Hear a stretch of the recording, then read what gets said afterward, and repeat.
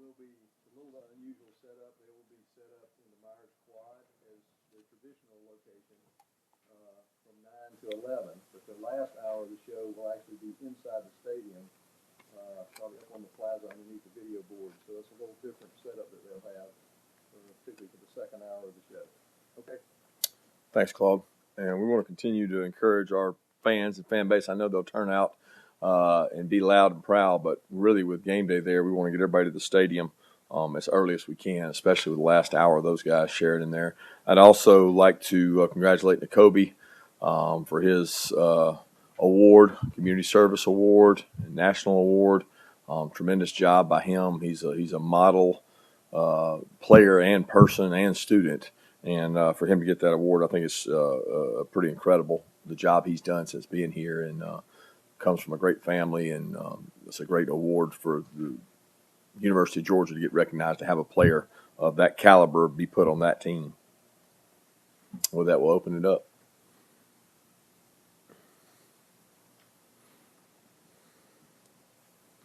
Coach, against Vanderbilt, you had a chance to get a look at a lot of your younger players or people that don't always get playing time. How do you think Broderick Jones did at left tackle? Broderick's been playing a good bit. You know, he's played left and right. He's not playing in situations where we have leads. You know, he's playing in the normal rotation, and he's done a good job. He continues to improve, work hard. You know, he can't make focus errors and focus mistakes. He has a couple of those a game. He's got to get those out of his repertoire. But he continues to get better. I think he's a really good athlete and bends well, and he's got a great upside. So we want to see him keep practicing well, getting better, adding depth to our team, trying to create options for us on our offensive line. And the better he plays, the more options we have. Coach, I want to ask you about Marcus Roseby-Jackson. I understand he got kind of injured a little bit the other day. And I guess while I'm at it, just the weekly update on Darnell and Tykee, Arian Smith, and who else am I forgetting here? Dom Blaylock. Yeah, Darnell and Tykee are back. You know, we did not take them on the 70 for the main purpose of having them work out. So they got a good workout in Friday. They got a good workout in Saturday here without us being here, and they both ran really well. They're back in drills. They're practicing. They're doing everything this week, full go, so that hopefully we have them available. I mean, I haven't seen them physically practice yet, so we still got to see that. But we're under the expectation they'll be able to go and play and be able to help us. You know, I think that time off can hurt you, especially when you haven't played in quite a while. But we got to bring those guys back and be smart about their reps today and kind of work them back in. Dom's still nursing a hamstring. Hopeful to get him back. Rosemius was just an ankle. We don't know how fast it's going to turn around. We're certainly hopeful to get him back. I think that's was that everybody?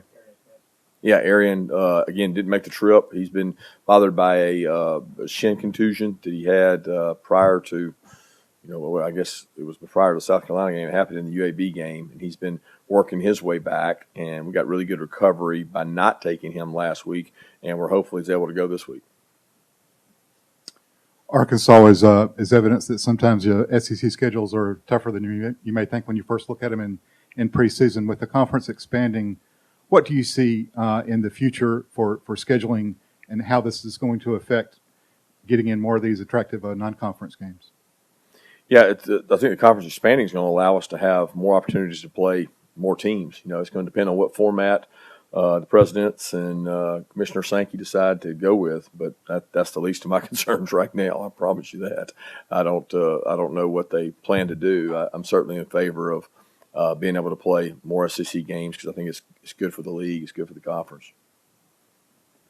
Kirby, I wanted to ask you about the scout team. It seems like that comes up with every guy that we ask about. Just what is it about that scout team here that allows so many guys to go there and develop? Is there a particular closeness with those guys down there? And I guess the second part of that, or do you do anything different with that unit here than maybe y'all did at Alabama or places you've been before?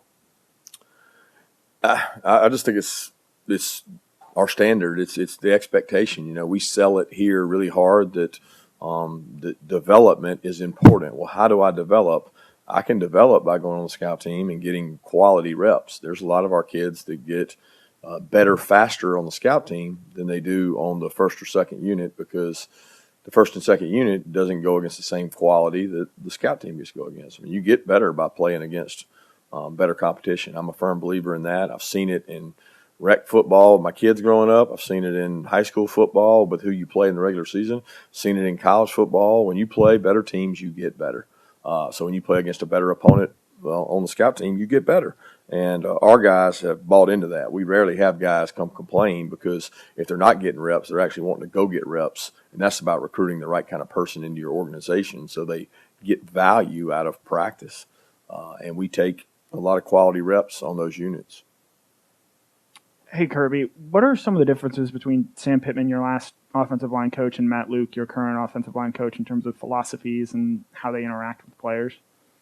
Yeah, I don't really get into comparisons. I think both those guys are so good in their individual rights. It's unfair to really try to compare those two guys. They're both, number one, incredible people, incredible men, strong belief in family. They're everything that epitomize what you want in a assistant coach / O-line coach, because they care about the team more than themselves, and they sell that to their players, and they're both great recruiters. Coach, I want to ask about what Arkansas was doing defensively. It looks like they're kind of going to kind of an umbrella look a little bit. And just what about that and the challenges that's going to present on Saturday? Yeah, first off, Barry does an incredible job. Barry is one of the few people that you can say he takes what he has and he gets what he has to work really well. So, like, he's been different in different places. He's not been the same guy everywhere he's been. He's morphed. He's changed. He's changed with college football. He's innovative. He goes and looks and studies what other people are doing. He forces your hand to maybe play left-handed, where you can't do some of the things you want to do. He's really good at it. And not only that, he's got some really good players doing it. Make no mistake about it. This is not the Arkansas that we played last year. Okay, those guys up front, he's got 3 transfers, 2 from Missouri, 1 from Illinois State, and they play extremely hard, and they're extremely physical, and they create an immense amount of problems for the people they play. And they will not be taken lightly by this group, because they're doing an incredible job of creating problems for offenses. Just look at what they've done with really the 2 big games everybody knows about, but they've really done it in every game. Kirby, obviously asking about Sam, but just in general, do coaches look at other assistant coaches and say, this guy's going to be a good head coach, this guy may not be a good head coach, this guy will be a good head coach? Or does a lot of it, y'all think, just come down to fit, timing, luck, that kind of thing? I don't know. You're asking from the perspective of who? Does a head coach look at that, or does what you think? What other people? What's the prevailing kind of thought on that? I don't know. I really don't know what other people think. I think you've got a president AD role that may think one thing. You've got coaches who may think another, and none of us are necessarily always right. You got agents who think they know. So, I think everybody has their own opinion of what's going to work, what's not going to work, and what's a fit for this place and a fit for that place. And, well, they're geographically here and they're geographically here. I think everybody's got their own opinion. I'm of the opinion a good football coach that is willing to sacrifice his own ego and say, if I can go out and hire people smarter than me and people that are really good coaches, and I'm going to have a hell of a staff and not make it about myself, then you got a chance to be successful. Now, you got to recruit. And you got to recruit well, because nobody does real well without good football players. I think that's a big part of that role. But Sam fits all that. He's a tremendous leader of men. And that's the number one discipline we're charged with. How do you lead your men, and how much do they believe in you? And that, he's got the ultimate right now going on, because 100% those men in that locker room believe in Sam Pittman and what he tells them to be true. They believe it, and they go out and play like it. Kirby, how much value is there that you guys already opened the season in terms of a spotlight game with game day, and your guys are equipped to go through a week of preparation without being distracted? We haven't really even thought about that, because I look at it as they've had 2 massive games as well. I mean, there's no kid that's going to say, oh man, this game was bigger than that game. They're all big. I mean, they're all tremendously big games, and they only get bigger from here. So I don't think anybody has an advantage when it comes to that. The advantage we can have is can our crowd impact the game at 12:01 like they could at 8:01, and that's the challenge that's issued to our fans to prep for that and to be able to help us, because we got this game at home, so that's supposed to be an advantage, and we got to try to make it an advantage, because the teams that play at home have across the board this year more than last year with packed stadiums have had some kind of advantage, at least crowd noise wise. Kirby, what is it about a second year jump? Obviously, you had a big jump from year 1 to year 2 with your program, and it looks like Sam is having a similar jump in his second year with Arkansas. Yeah, Sam had a big jump year 1. I mean, he had a tremendous jump, right? From every game he won was one more. So, I mean, he did a tremendous job there and continues to grow it. I think what's really helped Sam is the buy-in and belief that the kids had in him, that he's got either 8 or 9 super seniors. 8 or 9 super seniors makes a big difference, guys. I mean, you're talking about those are Schaefer's and Devontae White's, 2 of our better, more experienced players. You multiply that times 4, and they got that. And they got 16-something seniors. They got 7 or 8 returning starters on both sides of the ball. I mean, you don't see that in the SEC. And I told people before the season started, write it down. Team with senior leadership, team with experience, team with the most seniors always does well in our conference. And no doubt they're doing the same here.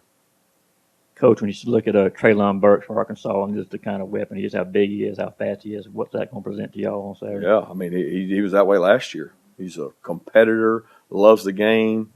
I love the way the guy plays, and he's multi-purpose. He can do so many things. They do a really good job of using his skill set. I think Coach Briles does a great job of making sure that the ball can get to him different ways, and he's a football player. Coach, you talked about the running backs' explosive plays. That's kind of been a reoccurring theme after watching the tape. Have you seen anything that could help you in that area? As far as? I think the longest run from a running back this year is 23 yards. Yeah, I would say last year it wasn't a whole lot different. Like we weren't really explosive the last 2 years in the run game, and some of that has to do with the way people are playing us. Some of it has to do with RPOs being called, being able to block, more on the perimeter. Some of it has to do with the size of our offensive line. You go back, we were a bigger, more physical team when we had the 2 first-round tackles, and explosive runs are about holes and displacement. If you displace people, you get explosive runs. If you don't displace people, you don't get explosive runs. You got to be run efficient, and we've been run efficient. And efficiency to me is as important as explosivity. Like if you just said, "Hey, which ones?" They're both important, but for our rushing average and our run efficiency, the way we evaluate it, we've been on par with where we should be. We just haven't been explosive, and I would love to be explosive, but it's not more important than being efficient. You mentioned a second ago that not having the super big offensive linemen like Ben and Solomon. Is that just because of circumstance, because those guys graduated and you don't have younger guys that are quite at that size? Is it a recruiting shift? Is there anything that's led to that, or is it just circumstance? I don't think so. I mean, I think that we had a run there where we had 2 really massive, talented tackles, and I think our tackles are good now. They're just probably not first-round picks. And those 2 guys were, and we were really big, and Ben was really big. Tate gave us more size, and we lost him. So it's one of those deals that I think we continue to improve. The guys we got are buying in. We're every team's different. So where we might not be as strong, we might be stronger in some other areas. We certainly have good depth. We've got tight ends with different skill sets than we've had in the past. So we have to try to highlight those. Kirby, the blessing of having so many running backs that are guys you could use in the game, I guess, where are you on maybe some guys need more carries to develop a rhythm in a game versus spreading out those carries? Not at that point. I think it's important to stay healthy, stay fresh, use the hot hand, whatever that hot hand may be. Those guys are all contributing factors on special teams. I mean, each one of them is a really good special teams player in his own right and has a role, and those snaps are really valuable for us. And unless there's a hot hand to the point where a guy's out rushing, making more people miss, where there's a considerable difference, we're going to use those guys. That's part of the recruitment, right? Is that you're not getting 20 to 25 carries because we are able to share the load. I think that helps us from a turnover standpoint, a stamina standpoint, a health standpoint, a morale standpoint. But by all means, if we got a back out there that's making everybody miss, he'll be in the game. But at the end of the day, it's really for us about can you rush the ball efficiently, and what do you do best? Like, what is your skill set best suited to make us successful? Kirby, how do you evaluate Latavius Brinney after 4 games? And when Tykee's ready in terms of his health, how do you kind of envision his role? It depends on how Tykee plays and practices, right? He hasn't had the luxury of practicing or playing. He was practicing with us before, and he was rotating with Brinney, but neither guy had distanced themselves to the point of being like elite or being on top of the position to the point where that person has to play more. They were rolling, and we'll see how that goes with these guys. And Brinney's really smart, very experienced, plays multiple positions, doing a good job learning his positions. There's some things Brinney can do better, and he'd be the first to tell you that. He's working on those to improve. Kirby, I think your Georgia teams are 11-6 in these top 10 games. Obviously, there's a lot of potential distractions in these environments. What have you done well to maybe not let those distractions affect your teams in these types of matchups? I don't know. Keep the main thing the main thing. I mean, it's a simple saying, but it's really that simple that, I don't think we lost some of those games because they were big games and they were distracted. I think it has a lot to do with the players on the field, and that's what this will come down to too. It won't be about whether game day's here or how many people are in the stands. I mean, that may impact the crowd noise, but that's not, at the end of the day, the players on the field have to play well, and I'm a lot more interested in the prep of that than I am some secret factor. You've had freshmen come in and play well before, but for Brock Bowers to be playing this well this early, what separates him from, say, guys like Jake Fromm or George Pickens that have had, Andrew Thomas that have had strong freshman seasons in the past? Well, I think he's been blessed with other tight ends being out. John's been hurt. Darnell's been hurt. I think he's been given opportunity because we've had some wideouts down. So if you put a lot of those other factors back in, maybe he's not as productive. Maybe we're not as productive. But he certainly works really hard, and those other guys you just mentioned did too. And a lot of being successful as a freshman is opportunity, and he's taking advantage of his opportunity. Just double checking, Coach. William Pools is back this week. Yeah. After 4. Okay, cool. Yep.